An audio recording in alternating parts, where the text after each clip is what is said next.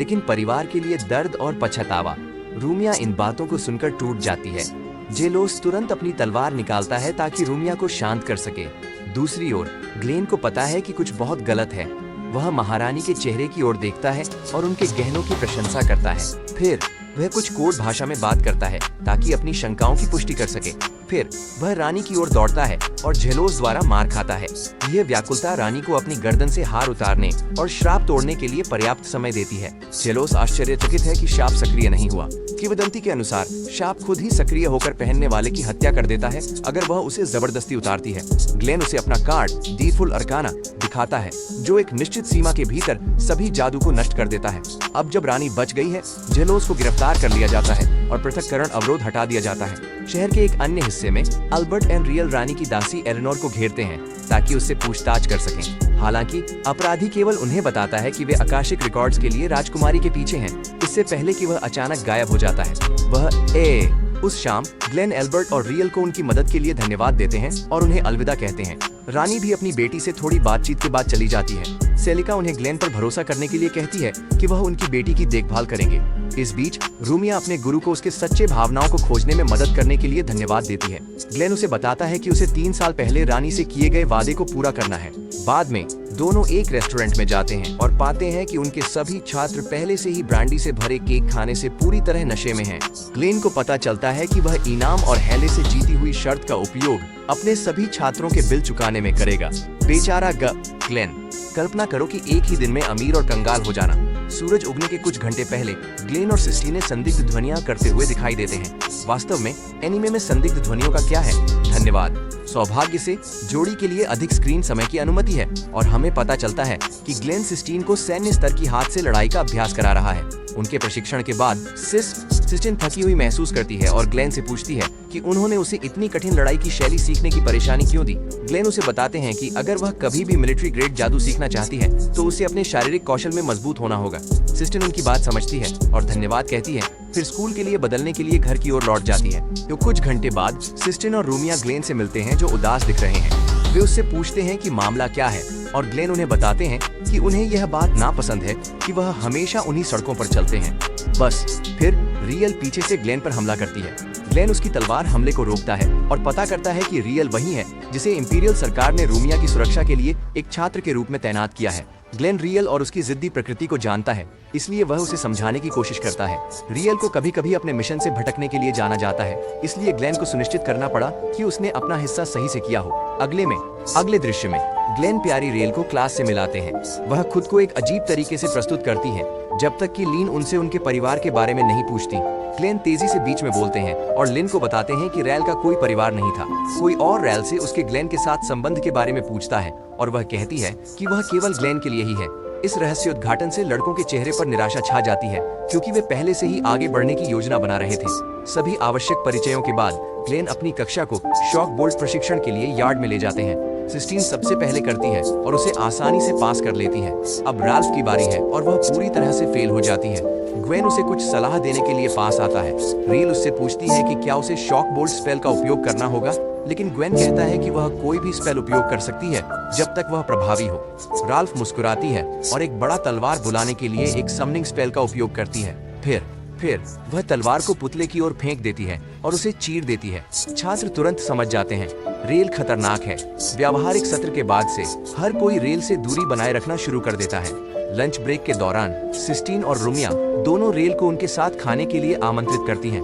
Rail कुछ strawberry tarts देखती है और सिस्टीन उसे उसके लिए ले आती है। रेल टार्ट्स को मजे से खाती है और छात्रों का भावनात्मक ध्यान आकर्षित करती है जो उसकी प्यारी हरकत देखने के लिए इकट्ठा होते हैं। ग्लेन लाइब्रेरी में सेलिका से मिलता है और फिर से मजाक उड़ाया जाता है। लंच ब्रेक के बाद ग्लेन अपने छात्रों को अल्केमी रिसर्च लैब ले जाता है जो सेनारिया बीच रिसोर्ट के पास स्थित है।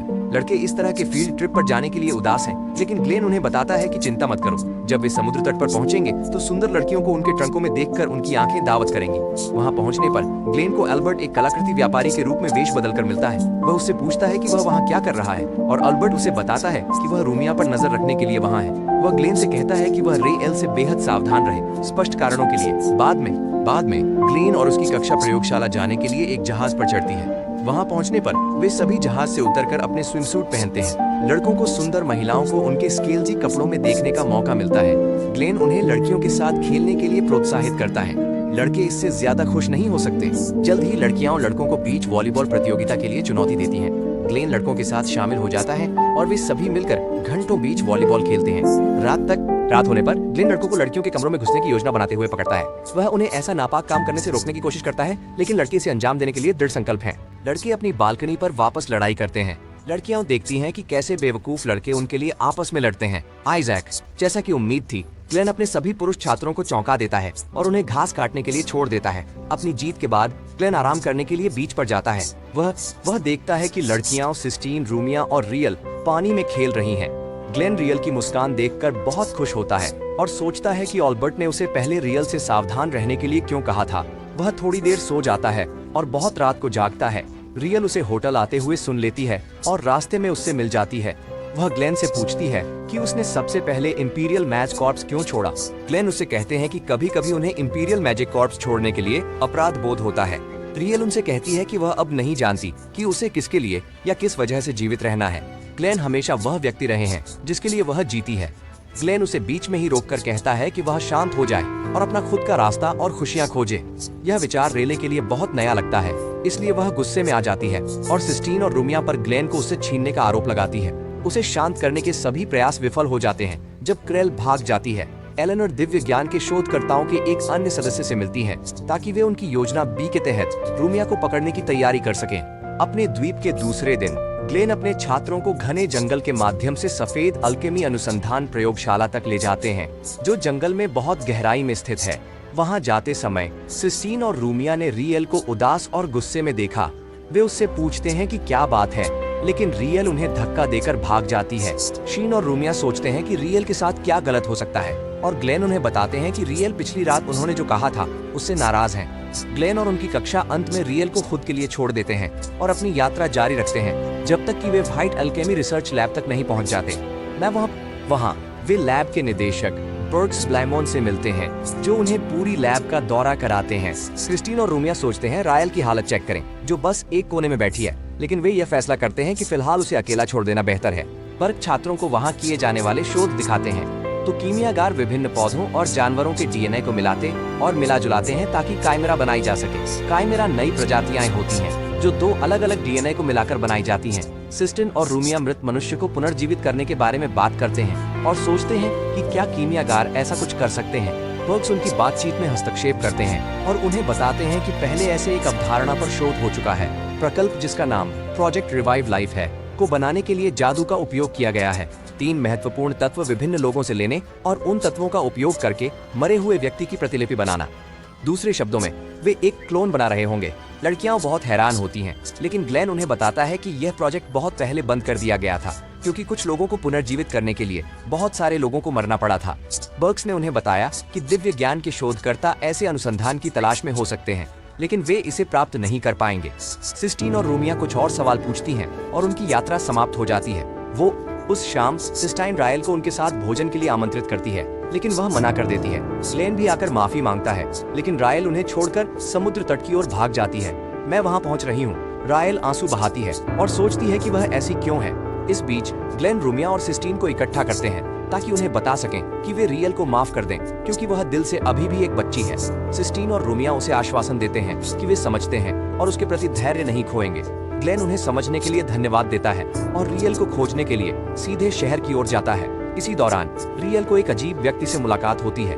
उसका भाई, जिसे वह मृत समझ रही थी, उसके सामने प्रकट होता है। एल्बर्ट, जो रायल को ट्रैक कर रहा था, उसे उसके चालाक भाई से बात करते हुए देखता है। वह हस्तक्षेप करने की कोशिश करता है, लेकिन उसे एक प्रतिकर्षण मंत्र द्वारा रोक दिया जाता है। एलेनोर भी उसे व्यस्त रखने के लिए शामिल हो जाती है, जबकि रायल का भाई अपनी योजना बनाता है। एल्बर्ट फंदे में फंस जाता है और एलेनोर से पूरी ईमानदारी से लड़ता है। एलेनोर एक निक्रोमैंसर मंत्र का उपयोग करके कुछ आत्माओं को अल्बर्ट पर हमला करने के लिए बुलाती है, लेकिन अल्बर्ट उन्हें सभी को निष्क्रिय कर देता है। कहीं और दूसरी जगह सिस्टीन और रोमियो सोचते हैं कि रायल के साथ क्या गलत हो सकता है जो उसे ऐसा बना दिया है। वे किसी नतीजे पर नहीं पहुंचते, इसलिए सिस्टीन शहर में कुछ खरीदने के लिए उठ खड़ी होती है। रायल अपने भाई से पूछती है कि वह अभी भी जीवित कैसे है। वह व्यक्ति उसे बताता है कि वह अभी भी सांस ले रहा था जब उसने सोचा कि वह मर चुका है। फिर वह रायल से मदद मांगता है। अगर रायल उसे रूमिया टिंगल को पकड़ने में मदद करे तो पहले उसे पकड़ने वाले दिव्य बुद्धि के शोधकर्ता उसे जाने देंगे। वह रेल से अपनी वफादारी की मांग करता है। उससे कुछ कहने से पहले ग्लेन उसे सुरक्षित रखने के लिए पहुंच जाता है। रेल का भाई ग्लेन को न्याय के भयानक जादूगर के रूप में याद करता है और अपने जीवन के लिए डरता है। रेल ग्लेन के पीछे रहती है, अपनी तलवार बुलाती है और उसके फेफड़े में छुरा घोंप देती है। अल्बर्ट इसे देखता है और एलेनोर के साथ अपनी लड़ाई रोक देता है। वह अपराधी को होटल की ओर भागते हुए भी देखता है, लेकिन पहले वह ग्लेन का ख्याल रखता है। अगले दृश्य में सिस्टीन कुछ किराना सामान लेकर शहर से लौटती है। वह रूमिया को खून से सना हुआ पाती है। सिस्टाइन रेयल से पूछती है कि उसने रूमिया के साथ ऐसा क्यों किया। रेयल उसे बताती है कि उसने रूमिया को नहीं मारा, जैसा उसने ग्लेन के साथ किया। सिस्टीन पर हकीकत उजागर होती है जब उसे एहसास होता है कि उसका मालिक वास्तव में मर गया हो सकता है। वह घुसपैठिए पर हमला करने की कोशिश करती है, लेकिन रियल उसे गोली मारने के लिए ललकारती है। सिस्टीन वहीं जम जाती है और वास्तव में रियल पर हमला करने से बहुत डर जाती है। हालांकि रियल उसे बताती है कि वह वापस नहीं लड़ेगी। अंततः रियल रूमिया के साथ भाग जाती है, जिससे सिस्टीन आंसुओं में रह जाती है। कुछ पलों बाद अल्बर्ट ग्लेन के बेहोश शरीर के साथ पहुंचता है। सिस्टीन अपने मास्टर के लिए रोने लगती है, लेकिन अल्बर्ट उसे शांत होने और पहले अपने मास्टर को ठीक करने पर ध्यान केंद्रित करने के लिए कहता है। वह एक उपचार अनुष्ठान शुरू करता है और सिस्टीन से कहता है कि वह ग्लेन के लिए सीपीआर करना शुरू करे ताकि वे उसे खो न दें, इससे पहले कि वह मंत्र सक्रिय करे। सिस्टीन अनुष्ठान के नाम पर ग्लेन को चूमने लगती है। रूमिया को पता चलता है कि रियल ऑलिवर की गिरफ्तारी और ग्लेन की मौत के पीछे है और वह डरी हुई है। ग्लेन सपने में रियल को मदद मांगते हुए देखता है। अपने सपने में वह पाता है कि वह बहुत देर कर चुका है और यथार्थ में वापस लौटता है। पता चलता है कि चिकित्सा जादू सफल रहा और ग्लेन पहले से ही अपने घावों से ठीक हो चुका था। वह अल्बर्ट से उनके मिशन के अपडेट के बारे में पूछता है। अल्बर्ट उसे बताता है सबसे पहले कि उसकी जीवित रहने की वजह सिर्फ उसकी छात्रा सिस्टीन है। फिर वह उन्हें प्रयोगशाला में धन के संदिग्ध प्रवाह के बारे में बताता है। इसका केवल एक ही मतलब हो सकता है, निर्देशक बर्ग्स दिव्य ज्ञान के शोधकर्ताओं के साथ काम कर रहे हैं। ग्लेन अल्बर्ट से नाराज हो जाता है कि उसने रूमिया को पकड़े जाने से पहले कुछ नहीं किया। अल्बर्ट उसे बताता है कि उसके वरिष्ठों के पास उसे चारे के रूप में इस्तेमाल करने के अलावा कोई विकल्प नहीं था। ये उनका ठिकाना ढूंढने का एकमात्र तरीका था। वह ग्लेन को यह भी बताता है कि उसे आदेश है कि अगर वह रायल को देखता है तो उसे तुरंत गोली मार दे। ग्लेन अल्बर्ट को समझाने की कोशिश करता है कि रायल उसकी छात्रा है और वह उसके साथ कुछ भी बुरा नहीं होने देगा। हालांकि अल्बर्ट उससे कहता है कि वह रायल को बचाने का मौका देगा, लेकिन केवल तभी जब वह उससे पहले उसे पकड़ सके। फिर वह ग्लेन पर अपने साथियों को छोड़ने का आरोप लगाता है और उसे इसके लिए चेहरे पर मुक्का मारता है। जब वे दोनों अपने खाते बराबर कर लेते हैं, अल्बर्ट ग्लेन को उसकी सैन्य पिस्तौल देता है और उसे रूमिया को ढूंढने के लिए उसके साथ चलने के लिए प्रेरित करता है। बर्ग की गुफा में दुष्ट मास्टरमाइंड बर्ग को रूमिया को यातना देने पर जोर से हंसते हुए देखा जाता है। वह रूमिया के भाई की प्रशंसा करता है कि उसने रियल को उसके शिक्षक के खिलाफ कर दिया और बेचारी रूमिया को यातना देना जारी रखता है। एलेनोर भी वहाँ सब कुछ देखने के लिए आती है। उसे अपने कंधों पर कुछ अजीब महसूस होता है और वह इसे समझती है। जैसे ही यह बदलता है, पता चलता है कि एल्बर्ट ने उसके कंधे पर ट्रैकिंग मंत्र लगाया था और तभी से उसका पीछा कर रहा था। लेकिन अब बहुत देर हो चुकी है, क्योंकि ग्लेन और एल्बर्ट ने पहले ही उस सीवर को ढूंढ लिया जिसमें वे छिपे थे। बर्ग उन्हें अपने मॉनिटर पर देखता है और उन पर हमला करने के लिए एक कैमरा शेयर जैसा जीव भेजता है। बिना पलक झपकाए एल्बर्ट तुरंत चिमेरा को हरा देता है। बर्ग बहुत आश्चर्यचकित होता है और जोड़ी के लिए एक बड़ा और अधिक शक्तिशाली राक्षस भेजता है। इस बार ग्लेन एक विलुप्ति किरण का उपयोग करके चिमेरा को अस्तित्व से बाहर कर देता है। इस बीच सिस्टीन पूरी स्थिति अपने सहयोगियों को समझाती है। वे सब उस बेवकूफ शिक्षक की खोज करने की बात करते हैं, पर सिस्टीन उन्हें एक बार ग्लेन पर विश्वास करने के लिए कहती है।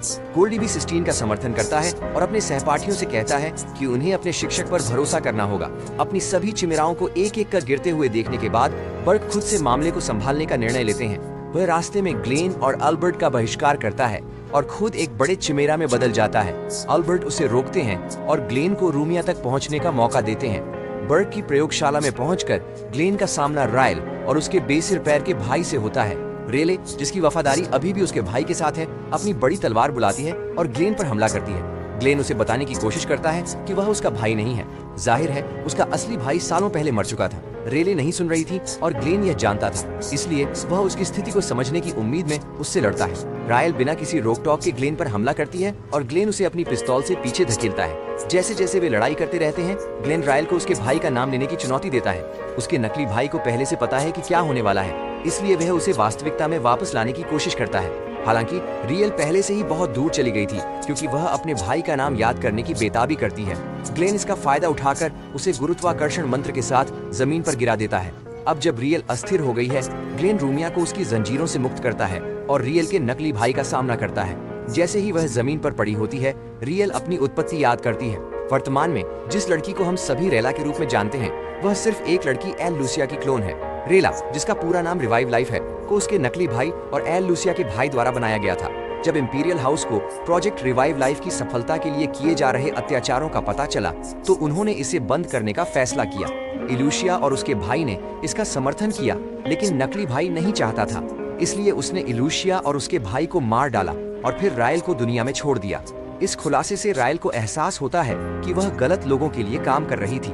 जैसे ही वह खाली नजरों से कमरे की ओर देखती है, उसके नकली भाई 3 अन्य रेल्स को रिहा करते हैं, जिन्हें उसने वर्षों में क्लोन किया था, और उन्हें रेल पर हमला करने के लिए भेजते हैं। ग्लेन अपने छात्र को मौत से बचाता है और एक एक करके रेल्स को गिरा देता है। रेल बार बार ग्लेन से पूछती है कि वह उसके लिए इतना क्यों करेगा, लेकिन ग्लेन उसे बताता है कि वह उसकी शिष्या है और हमेशा रहेगी। रेल अपनी संकल्पना बनाती है, उसके सभी क्लोन को खत्म कर देता है। अब जब वह हार चुका है, ग्लेन नकली भाई का सामना करता है और उसे बाहर कर देता है। लगभग उसी समय एल्बर्ट बर्ग को हमेशा के लिए नष्ट कर देता है।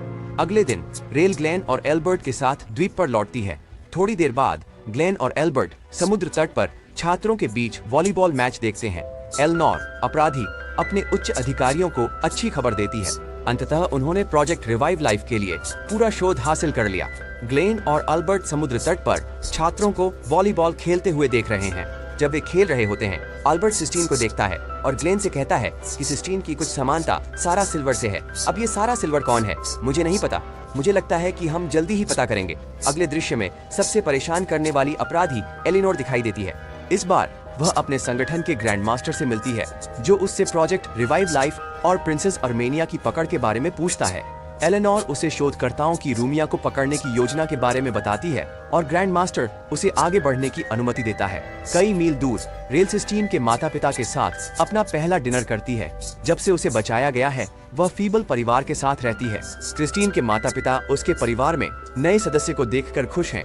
वे रियल से ग्लेन और उसके बीच किसी जुड़ाव के बारे में पूछते हैं। रायल उन्हें बताती है कि वह ग्लेन को कितना पसंद करती है। उसके बाद रात का खाना बहुत अजीब हो जाता है, लेकिन शुक्र है कि यह शांति से समाप्त होता है।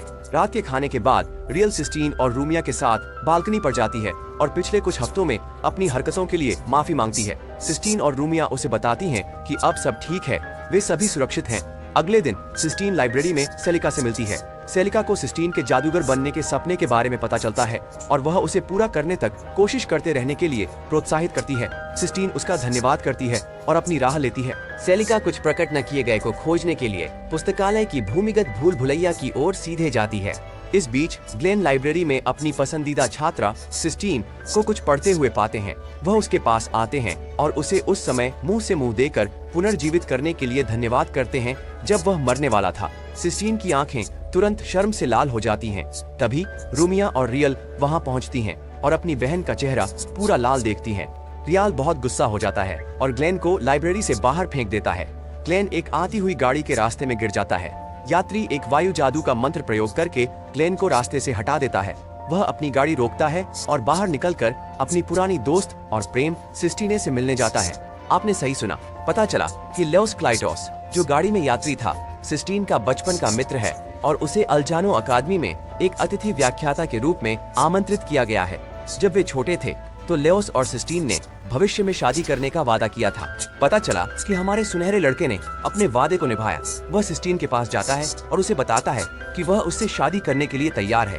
ग्लेन पूरी स्थिति पर हंसता है और नए शिक्षक के बारे में जानता है। लियो, मीडियस एक आदर्श अच्छे व्यक्ति हैं, क्योंकि वह पूरे समय ग्लेन की प्रशंसा करते रहते हैं। यहाँ तक कि सेलिका को भी कुछ संदिग्ध लगता है।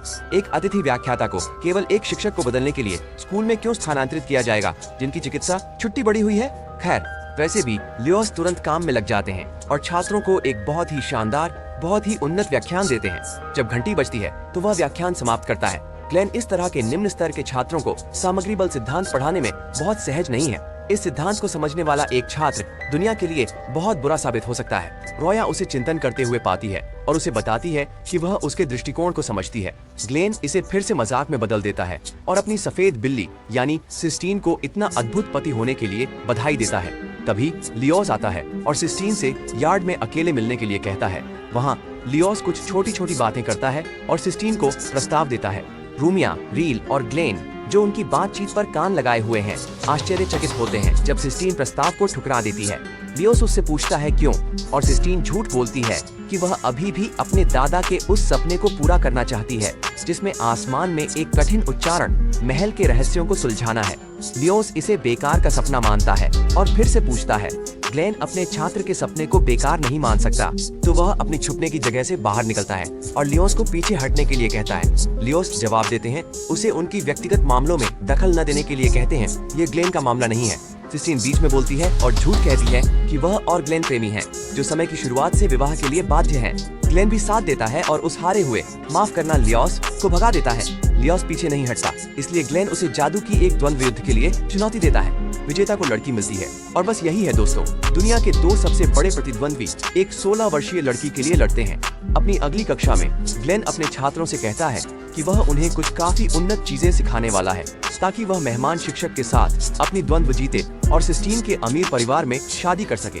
उसकी पूरी कक्षा घृणा में फूट पड़ती है। उसी रात अल्बर्ट एक सराय में ग्लेन से मिलता है। वह ग्लेन को उस महिला के लिए लड़ने के लिए ताना मारता है जिसे वह प्यार नहीं करता, लेकिन ग्लेन उसे बताता है कि उसे कोई आपत्ति नहीं है क्योंकि वह एक अमीर परिवार में शादी कर रहा होगा। वैसे भी अल्बर्ट मुख्य विषय पर आता है और ग्लेन को बताता है कि कोई फिर से शहर में एंजल्स डस्ट की तस्करी कर रहा है। ग्लेन का चेहरा खिल उठता है और सोचता है कि ऐसे अधिकारों को कौन कर सकता है। अल्बर्ट उसे घर जाते समय अपराध की जांच से दूर रहने के लिए कहते हैं। ग्लेन को सारा के साथ बिताए गए मीठे पल याद आ जाते हैं जब वह जीवित थी। ग्लेन सिर झुकाए चलता रहता है। लियो कहता है ग्लेन के बारे में एक अजीब आदमी से बात कर रहा है जो चोगा पहने हुए है। वह लियो से कहता है कि सब कुछ योजना के अनुसार हुआ और अब उसकी ग्लेन के साथ द्वंद्व युद्ध है। जैसे ही एपिसोड समाप्त होता है, वह आदमी लियो से कहता है कि अच्छा काम करते रहो।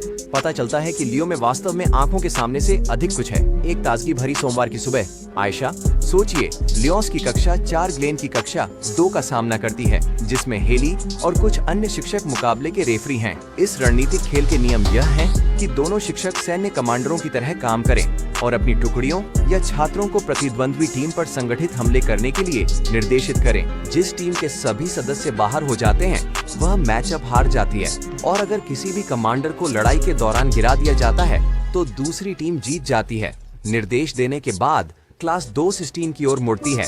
जल्द ही वे सभी उससे पूछते हैं कि वह किससे शादी करना पसंद करेगी। सिस्टीन स्वाभाविक रूप से कहती है कि उसे कोई पसंद नहीं है, लेकिन हम सब जानते हैं कि वह गुप्त रूप से चाहती है कि ग्लेन लड़ाई जीते। वह यहाँ तक कि उसके शक्तिशाली मूर्ख गुरु के उसे प्रपोज करने का सपना भी देखती है। बेशक वह खुद को वास्तविकता में वापस खींचती है और लड़ाई के लिए तैयार हो जाती है। अगले कुछ मिनटों में हर टुकड़ी अपनी अपनी स्थिति में आ जाती है। जैसे ही टूर्नामेंट शुरू होता है, कक्षा 4 तेजी से 3 व्यक्ति सेल गठन लेती है और ग्लेन के छात्रों पर जल्दी समन्वित जादुई हमले करती है। पहले हमले की लहर में कक्षा 2 पीछे रह जाती है। यह हॉली के चेहरे पर मुस्कान लाता है।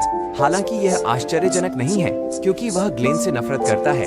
हालांकि उसे अभी भी संदेह है कि ग्लेन के पास कोई तुरुप का पत्ता है, क्योंकि ग्लेन हमेशा अप्रत्याशित तरीके से जीतने के लिए जाना जाता है। ग्लेन ने निराश नहीं किया। उसे पता है कि उसकी कक्षा की वर्तमान क्षमता 3 व्यक्ति सेल संरचना जैसी उन्नत युद्ध रणनीति सीखने के लिए अभी अपरिपक्व है। इसके बजाय वह उन्हें 2 व्यक्ति सेल लड़ाई निर्माण को सुधारना सिखाता है। सही समय पर क्लास 2 सबको चौंका देता है और तकनीक को सक्रिय करता है। वे कक्षा 4 पर हमले का जवाब देते हैं और अपनी स्थिति वापस प्राप्त करते हैं। हॉली और अन्य लोग आश्चर्यचकित नहीं हैं। लेओ टीम को खंडों में बांट देता है और कुछ को हमला करने के लिए कहता है। हालांकि वह गारिसन भयानक के सामने आ गया। रेले, क्लास 4 के लिए बुरी खबर, क्योंकि रेले उस गैरिसन को बुरी तरह हरा देता है। लियो अभी भी हार मानने को तैयार नहीं है और एक छुपी हुई रणनीति अपनाता है। इस बार वह क्लास 2 के पीछे से घुसपैठ करने के लिए दाहिनी ओर के जंगल से होकर एक और गैरिसन भेजता है। उन्हें पता नहीं था कि ग्लेन ने खुद को प्यादा बना लिया था। वह जंगल के प्रवेश द्वार पर दिखाई देता है और छात्रों को उसका पीछा करने के लिए उकसाता है। गारिसन उसका पीछा करता है और फंस जाता है।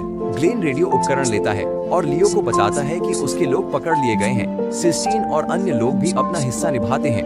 कक्षा 4 के अन्य सदस्यों को भगा देते हैं। लियो अपनी डिवीजन के शेष सदस्यों का उपयोग एक बड़ा हमला करने के लिए करता है ताकि चीजें हाथ से न निकल जाएं। हैली द्वंद्व को अचानक रोक देती है और द्वंद्व के बाद समय की घोषणा करती है। द्वंद्व के बाद ग्लेन अपनी कक्षा को इतनी अच्छी तरह से प्रदर्शन करने के लिए बधाई देता है, भले ही परिस्थितियां विपरीत थीं। दूसरी ओर लियोस अपने छात्रों को द्वंद्व न जीतने के लिए डांटते हैं। ग्लेन यह देखता है और लियोस से फिर से बात करने के लिए आगे बढ़ता है। लियोस नाराज हो जाता है और सिस्टीन के लिए ग्लेन को एक और द्वंद्व युद्ध के लिए चुनौती देता है। सिस्टीन इस द्वंद्व युद्ध को रोकने की कोशिश करती है, लेकिन ग्लेन इसे स्वीकार कर लेता है, बशर्ते कि इस बार वे एक दूसरे के खिलाफ अकेले लड़ें। सिस्टीन इतनी नाराज हो जाती है कि वह इस श्रृंखला में दूसरी बार फिर से ग्लेन को थप्पड़ मार देती है और भाग जाती है। ग्लेन पर इसका कोई असर नहीं पड़ता, इसके बजाय वह अपनी टीम के साथ समन्वय में वापस लग जाता है। अगले दृश्य में सिस्टीन और रूमिया ग्लेन के बारे में थोड़ी बात करते हैं। रूमिया सिस्टीन को सलाह देती है कि वह अपने शिक्षक को अपनी भावनाओं के बारे में सामना करे, बिना वजह उनसे नफरत करने के बजाय। सच कहें तो यह काफी अच्छी सलाह है। शुक्र है। खुशी से सिस्टीन सलाह मानती है और वादा करती है कि जब अगली बार वे शहर में कहीं मिलेंगे तो उनसे बात करेगी। अल्बर्ट और कुछ अन्य दरबारी जादूगर एक मृत शरीर पाते हैं और इसे एंजल डस्ट की अधिक मात्रा से जोड़ देते हैं। आखिर यह क्या हो रहा है? अपने घर के रास्ते में लियोस फिर से उस डरावने आदमी से बात करता है। डरावना आदमी लियोस से कहता है कि अप्रत्याशित ग्लेन रेडार से बहुत सावधान रहें। हालांकि लियोस ग्लेन को अपने से नीचे बताते हैं और वादा करते हैं कि वो उस रात सिस्टीन को पाने के बाद अपने परिवार के मुखिया बनेंगे। सिस्टीन ग्लेन को सारा के बारे में बात करते हुए सुन लेती है और अकादमी की इमारत की छत पर उनसे मिलती है। सिस्टीन उनसे पूछती है कि सारा सिल्वर कौन थी और ग्लेन अपनी कहानी शुरू करते हैं। जाहिर है, साफ तौर पर ग्लेन भी रूमिया और सिस्टीन की तरह एक समय में जादू का उत्साही था, क्योंकि वह न्याय का जादूगर बनना चाहता था। हालांकि जब उसने इंपीरियल कोर्ट मैच कोर्स में दाखिला लिया तो उसे अपने जादू का उपयोग हत्या के लिए करने पर मजबूर किया गया। अंतहीन रक्तपात ने उसे पूरी तरह से जादू से थका दिया और उसने अपने सपने को लगभग छोड़ ही दिया था। हालांकि सिर्फ एक व्यक्ति, सारा, अभी भी इस शापग्रस्त दुनिया में उसे सही सलामत रखती थी। सारा ही मानवता में ग्लेन की एकमात्र आशा थी। जब तक कि वह युद्ध में मारी नहीं गई, तब से उसने नौकरी छोड़ दी और बेरोजगार हो गया। फिर वह उसे बताता है कि उसने द्वंद्व स्वीकार कर लिया क्योंकि लियोस उसके सपने को नीचा दिखा रहा था और वह ऐसा बर्दाश्त नहीं कर सकता था। सिस्टीन यह सुनकर निराश है कि ग्लेन उसकी शादी के लिए नहीं लड़ रहा था, लेकिन वह जो है उसे स्वीकार कर लेती है। ग्लेन भी समर्थन करता है और सिखाता है। जैसे ही दोनों हंसते और खेलते हैं, असली शैतान उनके साथ शामिल हो जाता है। लियो ग्लेन से कहता है कि उसने उसके अतीत पर अच्छी तरह से शोध करने के लिए पर्याप्त समय लिया है और उसने सारी भयानक चीजें देखी हैं जो उसने की थी। वह ग्लेन को धमकी देता है कि वह सिस्टीन को सब कुछ बता देगा। ग्लेन तुरंत गंभीर हो जाता है और लियोस को चेतावनी देता है कि उसके अतीत के बारे में किसी से भी बात न करे। हालांकि लियोस उसे और भड़काता है और ग्लेन के अतीत के और भी गंदे विवरण उठाता है। इससे ग्लेन इतना गुस्सा हो जाता है कि वह लियोस पर हमला कर देता है। आश्चर्यजनक हैरानी की बात यह है कि लियोस ग्लेन के करीब से लड़ाई वाले हमलों का सामना करता है और उसे गिरा देता है। फिर वह गुप्त सैन्य मंत्र का उपयोग करता है। हमें काल्पनिक प्राणियों को बुलाने में मदद करें ताकि वे ग्लेन से लड़ सकें। ग्लेन अपनी फोल अरकाना कार्ड का उपयोग करके जादू को निष्क्रिय करने की कोशिश करता है, लेकिन यह काम नहीं करता। अपने दुश्मन की सारी क्षमताएं देखने के बाद ग्लेन हार मानकर चला जाता है। सिस्टाइन उसके पीछे भागती है, लेकिन लियोस उसे रोक लेता है और उसे आदेश देता है कि वह फिर कभी ग्लेन के पीछे न जाए। वह उसे यह भी बताता है कि वह रूमिया के टिंगल होने और रियल के क्लोन होने के बारे में सब जानता है। अगले दिन, अगली सुबह, ग्लेन बिल्कुल भी कक्षा में नहीं आता। द्वंद्व के लिए नहीं आने की तो बात ही छोड़िए, मुझे उम्मीद है कि वह ठीक है। ग्लेन कुछ दिनों के लिए अकादमी जाने से बचता है। एक दिन लियो कक्षा में अपनी होने वाली पत्नी सिस्टीन से मिलता है और उसे उनके साथ कुछ विषयों पर चर्चा करने के लिए निमंत्रण देता है। सिस्टीन अनमने ढंग से उसकी बात मान लेती है और उसके कार्यालय में जाती है। रूमिया और रियल सिस्टीन के बारे में कुछ अजीब महसूस करते हैं। वह स्पष्ट रूप से उस पागल व्यक्ति से शादी नहीं करनी चाहिए। फिर भी रूमिया रियल को रोक लेती है और उन्हें पहले ग्लेन का इंतजार करने के लिए कहती है। रियल रूमिया से पूछती है कि क्या उसे ग्लेन के ठिकाने के बारे में पता है। रूमिया रियल से कहती है कि उसने तुरंत उसी रात सिस्टीन से सवाल किया जब ग्लेन गायब हुआ। अपनी प्यारी बहन के आंसू भरे चेहरे को देखकर रूमिया सीधे ग्लेन को इस पूरी बात के बारे में सूचित करने गई। ग्लेन ने इस बारे में कुछ करने का वादा किया था। तब से वह कहीं नजर नहीं आ रहा। एक हफ्ता बीत जाता है और सिस्टीन की शादी का समय आ जाता है। शादी में सब कुछ ठीक ठाक चलता है जब तक कि ग्लेन आखिरी मिनट में आकर इस पूरे ढोंग को रोकने की कोशिश नहीं करता। छात्र अपने शिक्षक को देखकर बहुत खुश थे। ग्लेन ने वेदी पर कुछ धुएं के बम फेंके और सिस्टीन को शहर के एक हिस्से में ले गए। सिस्टीन रोती है और उससे पूछती है, इस दौरान तुम कहाँ थे? ग्लेन माफी मांगते हुए कहता है कि वह उस रात की लड़ाई के बाद से लियो का सामना करने की तैयारी कर रहा था। उससे पहले वह अपने पुराने दोस्तों के पास गया और सभी खिलौने और उपकरण उपकरण हासिल किए जब वह इंपीरियल कोर्ट मैच कॉर्ट में थे तब उनका इस्तेमाल किया करते थे। वह सिस्टीन को यह भी बताते हैं कि वह सोचते हैं कि एक ऐसा लड़का जैसे लियोस जो सिस्टीन के साथ बेतहाशा प्यार में है कैसे हो सकता होगा। उसके प्रति इतना ठंडा व्यवहार। सिस्टीन ग्लेन से कहती है कि लियो जिससे वह शादी करने वाली थी वह नहीं था जिसे वह जानती थी। तभी ज़ॉम्बी उन दोनों पर हमला करते हैं। उसी समय ज़ॉम्बी ने अकादमी पर भी हमला किया। सौभाग्य से अल्बर्ट और अन्य मैजिक कॉर्प के सदस्य समय पर पहुंचते हैं ताकि वे छात्रों की मदद कर सकें उन सबको खत्म करने में। इसी दौरान इस बीच ग्लेन देखता है कि ज़ॉम्बीज की संख्या बढ़ रही है और फैसला करता है कि अब भागना ही एकमात्र उपाय है। वह कुछ ज़ॉम्बीज को मार गिराता है और रास्ता साफ करता है। फिर वह सिस्टीन को उठाता है और भाग निकलता है। सिस्टीन खतरे में होने के कारण बार बार डर के मारे जम जाती है। एक बार वह इस स्थिति को पुराने समय से जोड़ता है जब वह सारा के साथ लड़ रहा था। इस बार ग्लेन इतिहास को दोहराने नहीं देता। वह सिस्टीन की रक्षा करता है और सभी ज़ॉम्बीज को खत्म कर देता है। जब वह खत्म कर लेता है सिस्टीन उसे धक्का दे देती है। जैसे ही ज़ॉम्बीज गायब होते हैं लियो पहुंचता है और अपनी असली रूप में बदल जाता है। स्पष्ट रूप से जिस व्यक्ति को वे सभी लियो समझ रहे थे वह इंपीरियल कोर्ट मेज कॉर्प का पूर्व सदस्य है, न्याय का जादूगर जेडिस है। जेडिस ग्लेन को बिना किसी हस्तक्षेप के सिस्टीन से 1v1 लड़ाई के लिए चुनौती देता है। ग्लेन लड़ाई स्वीकार करता है और सिस्टीन को दूर भेजता है। फिर वह अपने प्रतिद्वंद्वी से पूछता है कि वह क्या चाहता है। जेडिस ग्लेन को बताता है कि वह अकाशिक रिकॉर्ड्स के पीछे है। अकाशिक रिकॉर्ड्स में पूरे के सिद्धांतों पर शासन करने की शक्ति होती है। ग्लेन को अपनी सारी बातें बताने के बाद जेडिस ट्रिपल जादू छोड़ देता है और ग्लेन के साथ अपनी द्वंद्व युद्ध शुरू करता है। सिस्टीन कहीं जमीन पर पड़ी थी, अपने कीमती सेंसी को दूर धकेलने का पछतावा करती हुई। दूसरी ओर ग्लेन जट्स के हमलों के खिलाफ लड़ते और बचाव करते रहते हैं। वह राक्षस को बंद करने के लिए एक छुपा हमला करता है लेकिन जेडिस उसे दबोच लेता है। ग्लेन के पास कुछ नहीं बचा है। जैसे ही उसे मौत की सजा दी जाने वाली होती है सिस्टाइन आती है और जेडिस को हटा देती है। ग्लेन उससे पूछता है कि वह वापस क्यों आई और सिस्टाइन उसे बताती है कि उसने आखिरकार निर्णय ले लिया है कि वह उसके साथ रहेगी और इस राक्षस से लड़ेगी। ग्लेन ने अपनी आंखें चौड़ी की क्योंकि वह देख रहा था कि सिस्टीन कितनी बहादुर हो गई है। जेडिस अपने होश में आता है और अब 2 दुश्मनों का सामना करता है। ग्लेन सिस्टीन को अपनी बराबरी के रूप में स्वीकार करता है और साथ मिलकर वे अपने दुश्मन को गिराने के लिए समन्वित हमले करते हैं। कई बार गिरने के बाद इस बार जेडिस अपनी बाजू का एक का इस्तेमाल करता है और न्याय की देवी जस्टिया को बुलाता है। सिस्टीन उस पर एक छेद कर देती है और ग्लेन को जेडिस के चेहरे पर एक बड़ा मुक्का मारने का पर्याप्त समय देती है। जेडिस हार मान लेता है और चला जाता है। हालांकि जाने से पहले वह ग्लेन से कहता है कि अल्जानो साम्राज्य को बनाने का उद्देश्य न भूले। बुराई थी और इसे हर हाल में नष्ट करना था। जब वह अंततः चला जाता है तो ग्लेन के छात्र अपने शिक्षक और प्रमुख छात्र से मिलते हैं। वह उस रात ग्लेन एल्बर्ट और अन्य जादूगरों से सराय में मिलता है। वह उन्हें अकैशिक रिकॉर्ड के बारे में बताता है और सोचता है कि ऐसे पाठ में क्या हो सकता है। उसी क्षण एलेनोर आकाश में उस महल में दिखाई देती है, एक पत्थर पर किसी पहेली की जांच करते हुए। रात अच्छे से बीत जाती है और अगले दिन ग्लेन स्कूल में होता है। एपिसोड के अंतिम क्षणों में सेलिका फिर से ग्लेन को छेड़ती है और उसे अपने छात्र से मिलने के लिए प्रेरित करती है। ग्लेन खुशी से अपनी कक्षा में जाता है और वास्तव में अपने छात्रों को पढ़ाने के लिए उत्साहित है।